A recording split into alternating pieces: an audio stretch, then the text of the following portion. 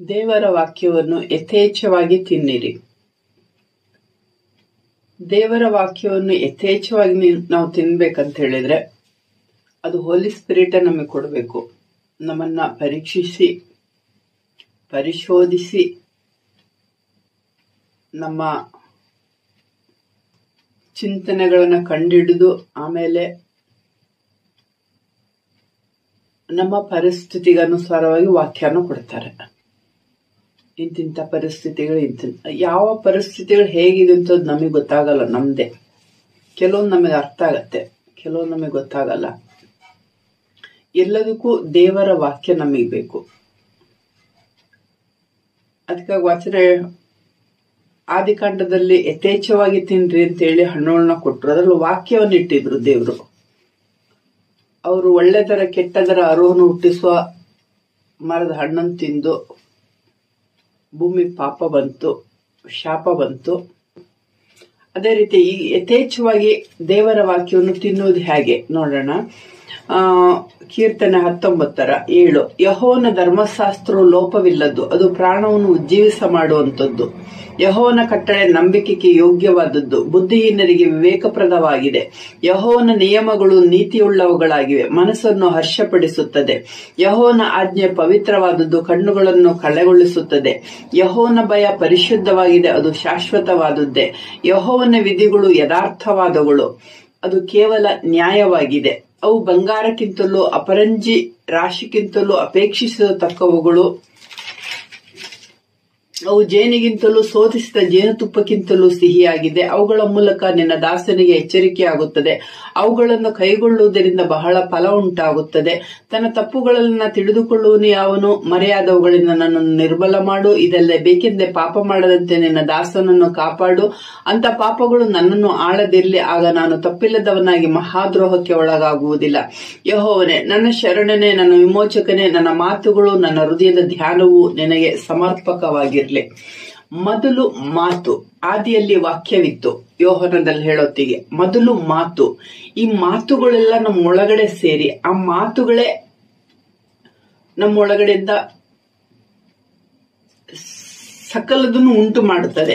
ಅದಕ್ಕೆ ನೋಡೋತಿ ವಚನ ಹೇಳ್ತಿದೆ, ಧರ್ಮಶಾಸ್ತ್ರ ಪ್ರಾಣವನ್ನು ಉಜ್ಜೀವಿಸ ಮಾಡುತ್ತೆ. ದೇವರ ವಾಕ್ಯ ಕಟ್ಟಳೆಗೆ ನಂಬಿಕೆಗೆ ಯೋಗ್ಯವಾದದ್ದು. ದೇವರ ನಿಯಮಗಳು ಮನಸ್ಸನ್ನು ಹರ್ಷಪಡಿಸುತ್ತದೆ.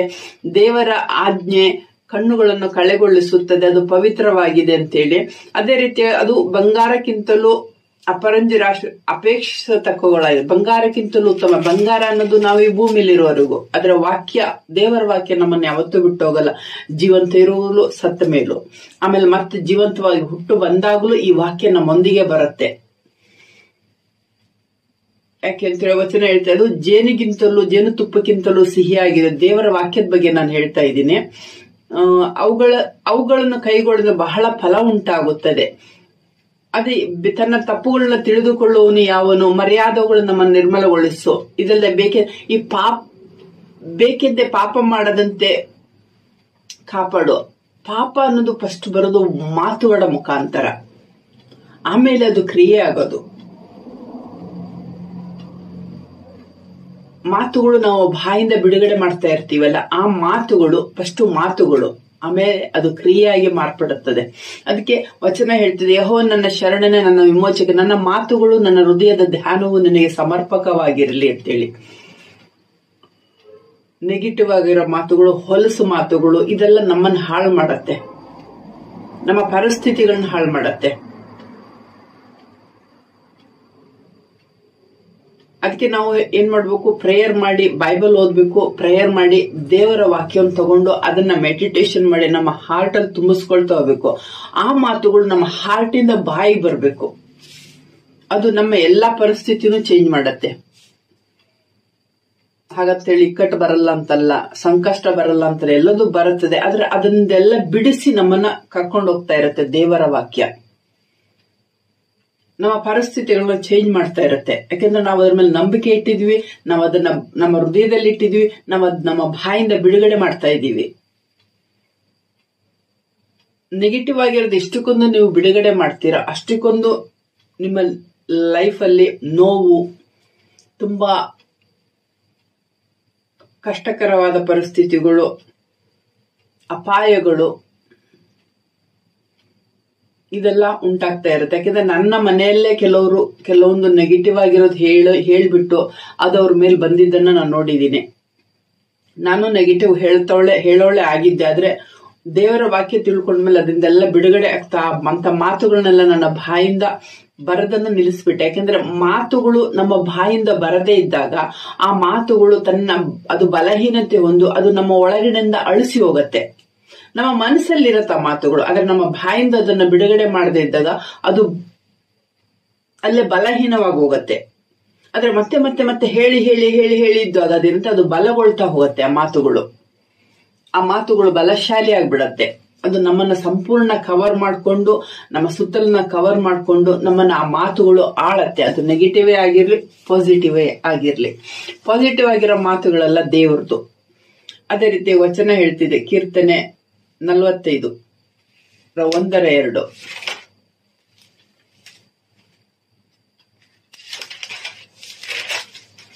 ಒಂದು ದಿವ್ಯ ವಿಷಯವನ್ನು ಹೇಳುವುದಕ್ಕೆ ನನ್ನ ಹೃದಯ ತವಕ ಪಡುತ್ತದೆ. ನಾನು ರಾಜನನ್ನು ಕುರಿತು ಈ ಪದ್ಯವನ್ನು ರಚಿಸು. ನನ್ನ ನಾಲಿಗೆ ಒಳ್ಳೆ ಬರವಣಿಗೆಸ್ತನ ಲೇಖನಿಯಂತೆ ಸಿದ್ಧವಾಗಿದೆ. ನೀನು ಎಲ್ಲಾ ಮನುಷ್ಯರಿಗಿಂತಲೂ ಅತಿ ಸುಂದರ, ನಿನ್ನ ಮಾತುಗಳು ಬಹಳ ಮಧುರ. ಇದರಿಂದಲೇ ದೈವಾನುಗ್ರಹ ಯಾವಾಗಲೂ ನಿನ್ನ ಮೇಲಿದೆ ಎಂಬುದು ನಿನ್ನ ಬಾಯ ಮಾತುಗಳಿಂದ ಸ್ಪಷ್ಟವಾಗುತ್ತದೆ. ಇದು ಜೀಸಸ್ ಬಗ್ಗೆ ಹೇಳ್ತಾ ಇರೋದು. ಜೀಸಸ್ ಹೃದಯದಲ್ಲಿರೋದು ಎಲ್ಲಾ ಮಾತುಗಳು ದೇವರ ವಾಕ್ಯ. ಹಾಗಾಗಿ ಇದರಿಂದಲೇ ದೈವಾನುಗ್ರಹ ಯಾವಾಗಲೂ ನಿನ್ನ ಮೇಲಿದೆ ಎಂಬ ನಿನ್ನ ಬಾಯ ಮಾತುಗಳಿಂದ ಸ್ಪಷ್ಟವಾಗುತ್ತದೆ ಅಂತ. ಅದಕ್ಕೆ ನಮ್ಮ ಬಾಯಲ್ಲಿರೋ ಮಾತುಗಳು ದೇವರಿಗೆ ಸಂಬಂಧಪಟ್ಟ ಮಾತುಗಳಾಗಿರ್ಬೇಕು. ಆ ಮಾತುಗಳು ನಮ್ಮ ಪ್ರಾಣವನ್ನು ಉಜ್ಜೀವನ ಮಾಡತ್ತೆ, ಬೇರೆಯವರಿಗೂ ಅದು ಸಮಾಧಾನ ಕೊಡುತ್ತೆ. ನಿನ್ನೆ ಒಂದು ಮದುವೆಗೆ ಹೋದೆ ನಾನು, ಒಂದು ವ್ಯಕ್ತಿ ಜೊತೆಗೆ. ಮನೆಯಿಂದ ಕೂತ್ಕೊಂಡು ಅದ್ ಹೋಗಿ ಮುಟ್ಟೋವರೆಗೂ ಆ ವ್ಯಕ್ತಿ ಬಾಯಿಂದ ಬಂದಿದ್ದ ನೆಗೆಟಿವ್ ಮಾತು. ಕೆಲವ್ರನ್ನ ನಾವು ಒಂದೇ ಸಲ ತಿದ್ದಕ್ಕಾಗಲ್ಲ, ಅವ್ರನ್ನ ದೇವರೇ ಸಂದರ್ಶಿಸ್ಬೇಕು. ಆದ್ರೆ ಆ ಮಾತುಗಳ ಎನರ್ಜಿ ನನಗೆ ಹೊಡಿತಾ ಇತ್ತು. ಅದು ತುಂಬಾ ಬ್ಯಾಡ್ ಎನರ್ಜಿ ಆಗಿತ್ತು. ಯಾಕಂದ್ರೆ ಮಾತುಗಳಿಗೆ ಎನರ್ಜಿ ಇದೆ, ಅದಕ್ಕೆ ಶಕ್ತಿ ಇದೆ. ಆದ್ರೆ ನಾನು ದೇವರ ವಾಕ್ಯದಿಂದ ತುಂಬಿರೋ ಕಾರಣ ಅದು ನನ್ನನ್ನು ಅಟ್ಯಾಕ್ ಮಾಡಕ್ ಆಗ್ತಾ ಇಲ್ಲ ಆ ಮಾತುಗಳಿಗೆ. ಯಾಕಂದ್ರೆ ನನ್ನ ಒಳಗಡೆ ದೇವ್ರ ಮಾತುಗಳು ಅದನ್ನು ಹೊಡೆದಾಕುವಂತ ಮಾತುಗಳು ನನ್ನೊಳಗಡೆ ತುಂಬಿಕೊಂಡಿದೆ. ಕೆಲವ್ರು ಏನಾರು ಅಂದ್ಬಿಟ್ರೆ ಒಂದೇ ಸಲ ನಾವು ತುಂಬಾ ವೀಕ್ ಆಗಿ, ನರ್ವಸ್ ಆಗಿ, ಮತ್ತೆ ಮನಸ್ಸೆಲ್ಲ ಏನೋ ಒಂಥರ ಕಳವಳ ಆಗ್ಬಿಡತ್ತೆ ಅವ್ರ ಮಾತುಗಳನ್ನ ಕೇಳಿದಾಗ. ಆ ತರ ಎಲ್ಲ ಆಗತ್ತೆ ನಮಗೆ. ಆ ತರ ಎಲ್ಲ ನಮ್ಮನ್ನ ಅಂತ ನೆಗೆಟಿವ್ ಆಗಿರೋ ಮಾತುಗಳು ನಮ್ಮನ್ನ ಅಟ್ಯಾಕ್ ಮಾಡಬಾರ್ದು ಅಂತಿದ್ರೆ ದೇವರ ಮಾತುಗಳು ನಮ್ಮ ಒಳಗಡೆ ಇರಬೇಕು. ಅವಾಗ ಅಂತ ಮಾತುಗಳನ್ನ ನಾವು ಸ್ಥಿರಚಿತ್ತದಿಂದ, ಮನೋಶಕ್ತಿಯಿಂದ, ನಮ್ಮ ಮನಸ್ಸಿನ ಅಂತ ಮಾತುಗಳು ನಮ್ಮ ಒಳಗಡೆ ಇರುತ್ತಲ್ವಾ, ಆ ಮಾತುಗಳು ನಮ್ಮ ಮನೋಶಕ್ತಿನ ಬಲಗೊಳಿಸತ್ತೆ. ನಾವಲ್ಲಿ ವೀಕ್ ಆಗಲ್ಲ. ಕೆಲವೊಂದು ಮಾತುಗಳಿಗೆ ಸೂಸೈಡ್ ಮಾಡ್ಕೊಂಡ್ಬಿಡ್ತಾರೆ ಅದನ್ನ ಕೇಳ್ಬಿಟ್ಟು. ಯಾಕೆಂದ್ರೆ ದೇವರ ವಾಕ್ಯಗಳು ನಮ್ಮ ಒಳಗಡೆ ಇರೋತ್ತಿಗೆ ಇಂಥ ಮಾತುಗಳೆಲ್ಲ ನಮ್ಮನ್ನ ಆಳಕ್ ಬಿಡಲ್ಲ, ದೇವರ ಮಾತುಗಳು. ಅದೇ ರೀತಿ ವಚನ ಹೇಳ್ತಾ ಇದೆ, ಆದಿಕಾಂಡ 2:15-17. ಯೆಹೋವ ದೇವರು ಆ ಮನುಷ್ಯನನ್ನು ಕರ್ಕೊಂಡು ಹೋಗಿ ಏದೆನ್ ತೋಟವನ್ನು ವ್ಯವಸಾಯ ಮಾಡುವುದಕ್ಕೂ ಕಾಯುವುದಕ್ಕೂ ಅದರಲ್ಲಿ ಇಟ್ಟನು. ಇದಲ್ಲದೆ ಯೆಹೋವ ದೇವರು ಆ ಮನುಷ್ಯನೇ, ನೀನು ತೋಟದಲ್ಲಿರುವ ಎಲ್ಲಾ ಮರಗಳ ಹಣ್ಣನ್ನು ಯಥೇಚ್ಛವಾಗಿ ತಿನ್ನಬಹುದು, ಒಳ್ಳೆದರ ಕೆಟ್ಟದರ ಅರಿವನ್ನು ಹುಟ್ಟಿಸುವ ಮರದ ಹಣ್ಣನ್ನು ಮಾತ್ರ ತಿನ್ನಬಾರದು, ತಿಂದ ದಿನ ಸತ್ತೇ ಹೋಗುವೆ ಎಂದು ವಿಧಿಸಿದನು. ಆದರೆ ಆ ಮನುಷ್ಯ ಯಥೇಚ್ಛವಾಗಿ ನೀನೇನ್ ತಿನ್ಬೋದು ಅಂತ ಹೇಳಿದ ಹಣ್ಣುಗಳನ್ನ ತಿನ್ನದೆ ಒಳ್ಳೆದರ ಕೆಟ್ಟದರ ಅರಿವನ್ನು ಹುಟ್ಟಿಸುವ ಹಣ್ಣನ್ನು ತಿಂದ. ಹಾಗೆ ಅವನ ಮನಸ್ಸಿನಲ್ಲಿ ಒಳ್ಳೇದು ಕೆಟ್ಟದ್ದು ಎರಡೂ ಬರಕ್ ಶುರುವಾಯ್ತು. ಅವನು ಕೆಟ್ಟದು ಮಾಡ್ತಿದ್ದ, ಒಳ್ಳೇದು ಮಾಡ್ತಿದ್ದ.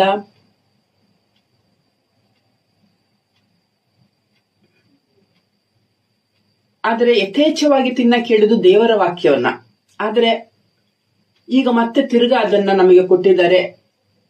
ನಾವು ಬೈಬಲ್ ಓದೋತ್ತಿಗೆ, ಪ್ರೇಯರ್ ಮಾಡೋತ್ತಿಗೆ ಹೋಲಿ ಸ್ಪಿರಿಟ್ ಮುಖಾಂತರ ಅಂತ ಮಾತುಗಳನ್ನ ನಮಗೆ ಕೊಡ್ತಾರೆ ಹೋಲಿ ಸ್ಪಿರಿಟ್. ನಾವು ಅದನ್ನ ಯಥೇಚ್ಛವಾಗಿ ತಿನ್ಬೇಕು. ಆದ್ರೆ ಅದನ್ನಷ್ಟು ಈಸಿಯಾಗಿ ಇಸ್ಕೊಳಕ್ ಆಗೋದಿಲ್ಲ. ಪ್ರೇಯರು, ವಾಕ್ಯ ಓದೋದ್ರಿಂದನು, ಆಮೇಲೆ ಹೋಲಿ ಸ್ಪಿರಿಟ್ ಸನ್ನಿಧಿಯಲ್ಲಿ ಕೂತ್ಕೊಂಡು ಆ ವಾಕ್ಯವನ್ನ ಕೇಳಿ ಅದನ್ನ ಮೆಡಿಟೇಷನ್ ಮಾಡುವಾಗ, ನಾ ಹೇಳ್ತೇನೆ ಒಂದೊಂದು ವಾಕ್ಯಗಳನ್ನ 40-50 ವರ್ಷದವರೆಗೂ ಕೆಲವೊಮ್ಮೆ ಮೆಡಿಟೇಷನ್ ಮಾಡ್ಬೇಕಾಗತ್ತೆ. ಕೆಲವರು 80 ದಿವಸ ಎಲ್ಲ ಮೆಡಿಟೇಷನ್ ಮಾಡಿದ್ರೆ ವಾಕ್ಯ ನಮ್ಮಲ್ಲಿ ಕೂರತ್ತೆ. ಆದ್ರೆ ಒಂದು ವಾಕ್ಯ ನಮಗೆ ಕೊಡಬೇಕಂದ್ರೆ ಹೋಲಿ ಸ್ಪಿರಿಟ್ ನಮ್ಮನ್ನ ಪರಿಶೋಧಿಸಿ ಆ ವಾಕ್ಯನ ಹೊಂದುವುದಕ್ಕೆ ನಾವು ಯೋಗ್ಯರಾಗಿದ್ದೀವ ಅಂತ ತಿಳಿದೇ ಕೊಡೋದು. ಈ ಲೋಕದಲ್ಲಿ ಹಣ, ಬಂಗಾರ, ಆಸ್ತಿ ಪಾಸ್ತಿ ಎಲ್ಲ ನಾವು ಹಣ ಸಂಪಾದನೆ ಮಾಡಬಹುದು ನಮ್ಮ ಬುದ್ಧಿಯಿಂದ, ನಮ್ಮ ತಿಳುವಳಿಕೆಯಿಂದ, ನಮ್ಮ ಕಷ್ಟದಿಂದ. ಆದ್ರೆ ವಾಕ್ಯನ ಆತರ ಸಂಪಾದನೆ ಮಾಡಕ್ ಆಗಲ್ಲ.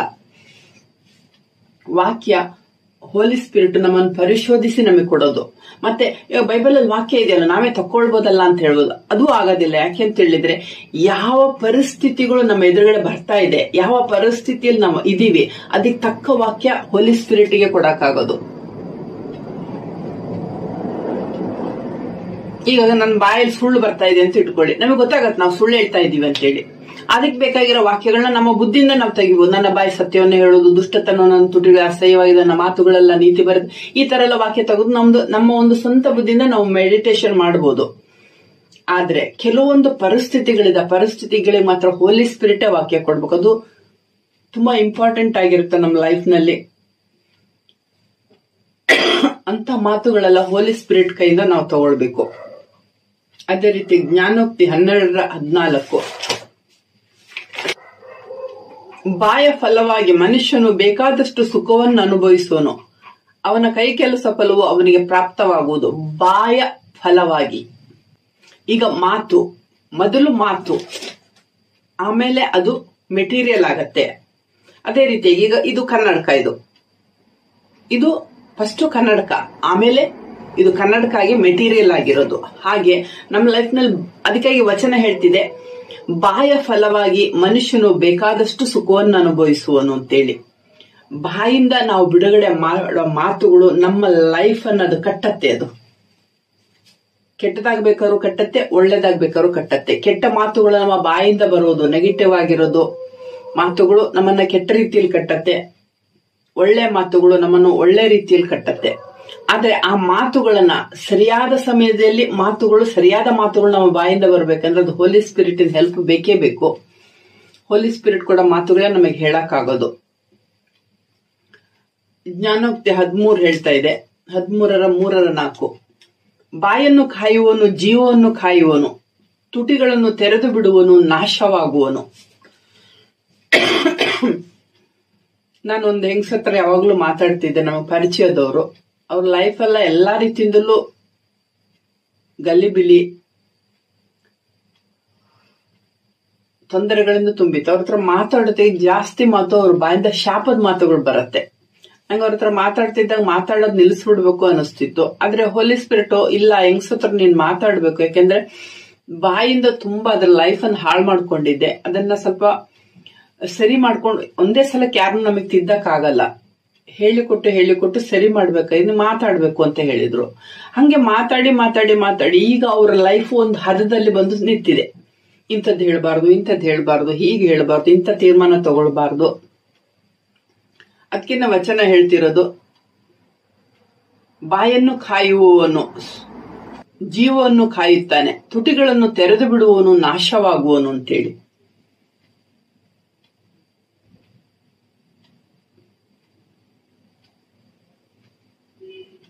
ಬಾಯನ್ನ ತುಂಬಾ ನಾವು ಹೆಂಗ್ ಬೇಕಂಗ್ ನಮ್ ಬಾಯಿ ನಮ್ಮ ಮನ್ಸಲ್ಲಿ ಬಂದಿದ್ದಲ್ಲ. ಕೆಲವರು ಹೇಳ್ತಾರೆ ನಮ್ಮ ಮನ್ಸಲ್ಲಿ ಬಂದಿದ್ ಮಾತಲ್ಲಿ ನಂಗೆ ಹೇಳ್ಬಿಡ್ಬೇಕು ಅಂತೇಳಿ. ಮನ್ಸಲ್ಲಿ ಬಂದಿದ್ದೆಲ್ಲ ಹೇಳಂಗಿಲ್ಲ. ಮನ್ಸಲ್ಲಿ ಒಳ್ಳೇದು ಬರುತ್ತೆ, ಕೆಟ್ಟದು ಬರುತ್ತೆ. ಅದೇ ರೀತಿ ಯೋಹನ 6:48, ಯೋಹನ 6:48 ವಚನ ಹೇಳ್ತಾ ಇದೆ, 48-64ವರೆಗೂ.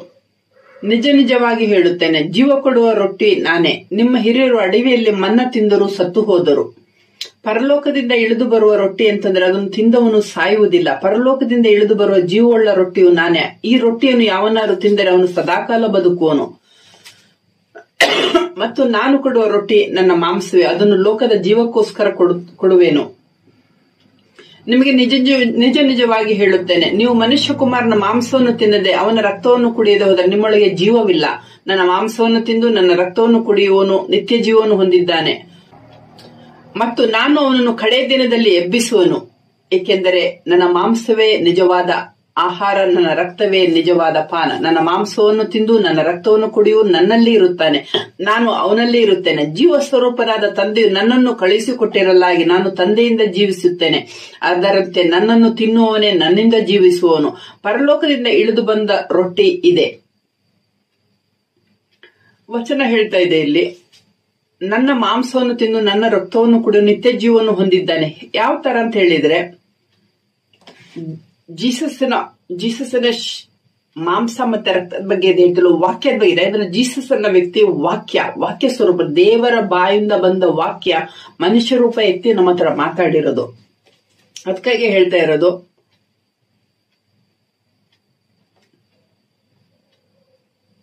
ನನ್ನ ಮಾಂಸವನ್ನು ತಿಂದು ನನ್ನ ರಕ್ತವನ್ನು ಕುಡಿಯುವನು ನಿತ್ಯ ಜೀವವನ್ನು ಹೊಂದೇನು ಮತ್ತು ನಾನು ಅವನನ್ನು ಕಡೆಯ ದಿನದಲ್ಲಿ ಎಬ್ಬಿಸುವೆನು.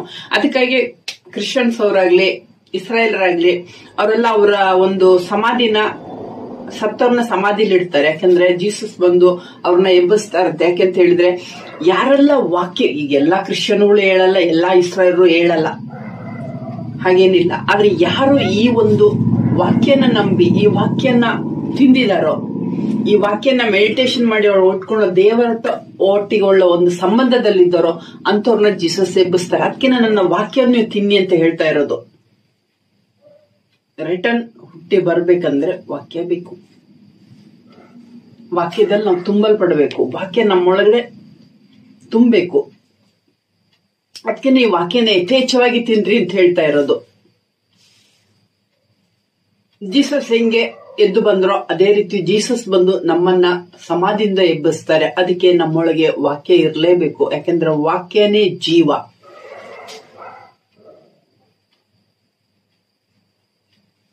ಈ ಮನುಷ್ಯರಿಗೆ ಬರೀ ಈ ಲೋಕದ ಆಹಾರ ಬೇಕು, ಆದ್ರೂ ಅದು ಶಾಶ್ವತ ಅಲ್ಲ. ನಮ್ಮ ಆತ್ಮನ ಈ ಮಣ್ಣೊಳಗಡೆ ಇಟ್ಟಿದ್ದಾರೆ. ಆ ಆತ್ಮ ಬೆಳೆಯಕ್ಕಾಗಿ ಇಟ್ಟಿರೋದು ಮಣ್ಣೊಳಗಡೆ, ದೇವರ ವಾಕ್ಯದಲ್ಲಿ ತುಂಬಲ್ಪಡಕ್ಕಾಗಿ. ಅದು ಪೂರ್ಣವಾಗತ್ತೆ, ಪೂರ್ಣವಾಗಿ ಬೆಳಿಬೇಕು.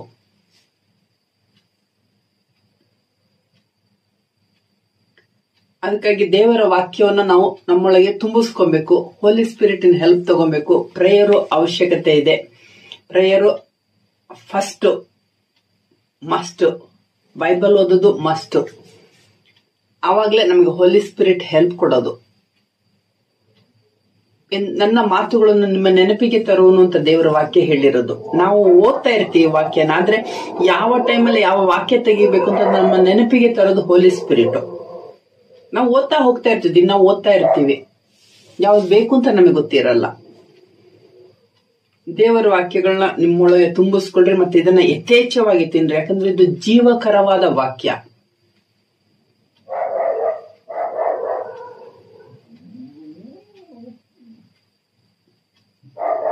ವಾಕ್ಯಗಳು ನಮ್ಮನ್ನ ಆವರಿಸ್ಕೊಳ್ಳತ್ತೆ. ಆ ವಾಕ್ಯಗಳು ನಮಗೆ ಬಲ ಕೊಡತ್ತೆ. ಆ ವಾಕ್ಯಗಳೇ ನಮ್ಮ ಲೈಫ್ ಅನ್ನ ಎಲ್ಲಾ ರೀತಿಯಿಂದಲೂ ನಡೆಸೋದು. ಒಂದು ಕೆಟ್ಟ ಮಾತುಗಳೇ ಆಗಿರಲಿ, ಒಂದು ಒಳ್ಳೆ ಮಾತುಗಳೇ ಇಲ್ಲ. ಹಾಗಾಗಿ ದೇವರ ಮಾತುಗಳು ಅದು ಒಳ್ಳೆಯ ಮಾತುಗಳು, ಜೀವಂತವಾದ ಮಾತುಗಳು. ಇಂಥ ಮಾತುಗಳು ನಾವು ಹೋಲಿ ಸ್ಪಿರಿಟ್ ಕೈಯಿಂದ ತಗೊಳ್ಬೇಕು. ಇದನ್ನ ಯಾವಾಗ್ಲೂ ನಾನು ಹೇಳ್ತಾ ಇರ್ತೀನಿ. Okay, god bless you.